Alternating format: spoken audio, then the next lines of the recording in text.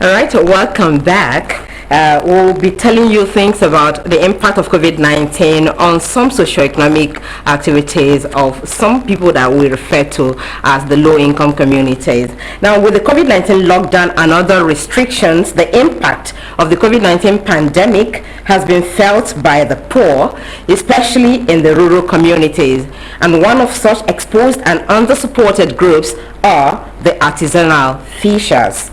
According to available records, 6.5 million strong fishers in Nigeria have been adversely thrown into abject stress by the lockdown. Let's bring you a story from Makoko community, a fishing community actually at the edge of the lagoon in Lagos. The lockdown has not really ended because it's going to take a long time for businesses to revive and for informal workers to regain their income and restore their means of livelihood.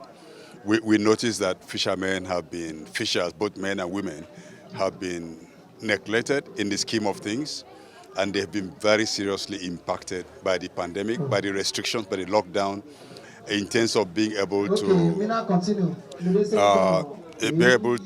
revive their fishing businesses. And because they've always been because they've had to struggle more to make a living, restricted movements and all that, and the pressures on our water bodies, we just felt that fishers need a lot of support. And this is just one phase of the support that we're extending to them. There are about 6.5 million fishers in Nigeria, according to statistics that we have, and that's a whole lot. And they are key producers of animal protein, which is our fishes, and the fishes have been seriously impacted both by the pandemic, by pollution of all industries, of other industrial bodies. So if we have safer environment, we are sure going to have a better economy, more people employed, better food and better health. COVID-19 is a very opportunistic disease. If you have underlying health causes, it jumps on it. And so if your environment is contaminated and you have all kinds of disease, asthma, bronchitis, and so on, when a disease comes, it finds a landing ground. But if you eat more nutritious food, if we overcome the nutritional deficiencies, and our people get better food, get better fish to eat, of course people are going to be healthy. And the healthier the population, the less vulnerable to the pandemic. For the people and for the government is aware that there is a lack of access to potable water, even though they live on water. So government should ensure that there's sufficient water for the people. With sufficient water, they can wash their hands. If you don't have water, you're not going to wash your hands. And so you need to have every Nigerian, no matter where they live in. This community is one of the most viable communities in Lagos. They provide labor for a lot of the richer part of the city. So nobody should look down on Makoko. It's a place that should be protected, defended, and upgraded. Sanitation and all the necessary appurtenances should be provided for them.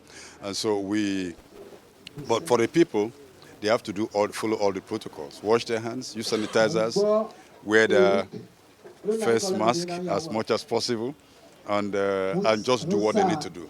Everybody, when we do the best we can do, that's the best we can do. This is a dialogue by my boss, NGO mentor Nimobasi, with fishermen in the community as well as fisherwomen. As you know, Makoko is one of the biggest informal communities around, and with COVID-19 and the attendant economic impact, especially with lockdowns, destabilization in businesses, many people are out of business. Many people in the informal communities are just struggling to eat, struggling to survive with their families. So he came to empathize with them, to show solidarity with Makoko community, especially the fishermen, because he has this Fishermen's Alliance, and he has worked with them for about 3 years now.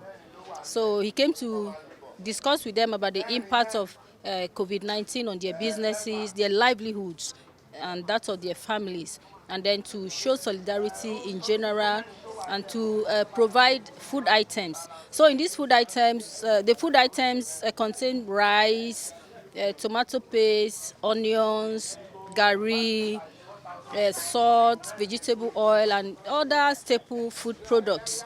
to help to alleviate the impact of COVID-19 on these poor and impoverished communities, which like most informal communities, like all informal communities in Nigeria, are most times forgotten by government. And so it's individuals and private organizations like Homef and Fishnet Alliance that remember communities like this. Even when you have palliatives from government, most of the time it doesn't really get down to the people at that we call the bottom millions, the poor, impoverished and forgotten in Nigeria.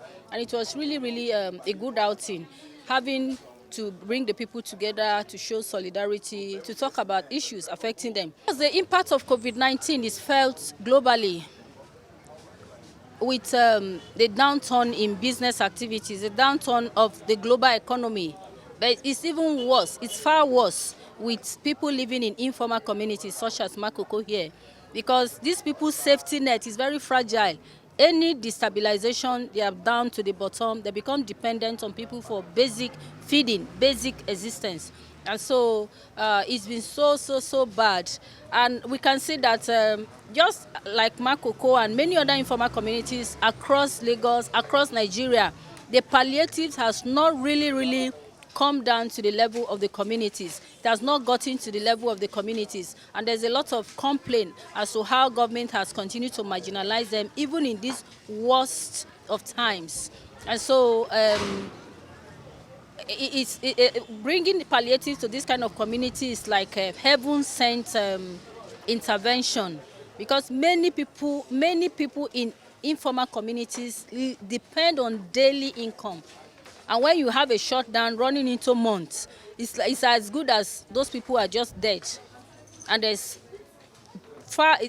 actually a lot of starvation, a lot of widespread starvation in Nigeria as a result of this, the impact as a result of the lockdown. And so communities like this are far more affected. Communities like this with daily income earners, communities like this with no safety nets, communities like this, which typically, like every other Nigerian, cannot fall back on any existing welfare system. And so it's something that really needs attention. That government should prioritize the welfare of informal communities, because people in Lekki, in Banana Island, in Asokoro, in other rich neighborhoods can always fend for themselves. They always have backlogs of investment they can always fall back on. These people have no safety net, no single investment. They depend on their petty trading, depend on their daily income. And so government has to prioritize if there's any people that need help in Nigeria, it should be people in informal communities who cannot even afford basic shelter, who cannot afford to live decent life. Not that they do not envy or they do not want or desire this kind of living, but they just do not have access to those resources. They're just poor. They are down and out. It's a very good one, because we the fishermen, we believe that they don't hear our voice up there. And if we can see somebody who can stand and say he wants to fight for the fishermen, it's a very good one. Because we've been neglected. Most especially, the fishermen, they believe they are local people. And the problem we are facing through this, our business, the way government came to our aid is not like the one they used to do in those days, in the time of our fathers. That's the reason why you see that the fishing activities is getting lower every day. So it's a good one.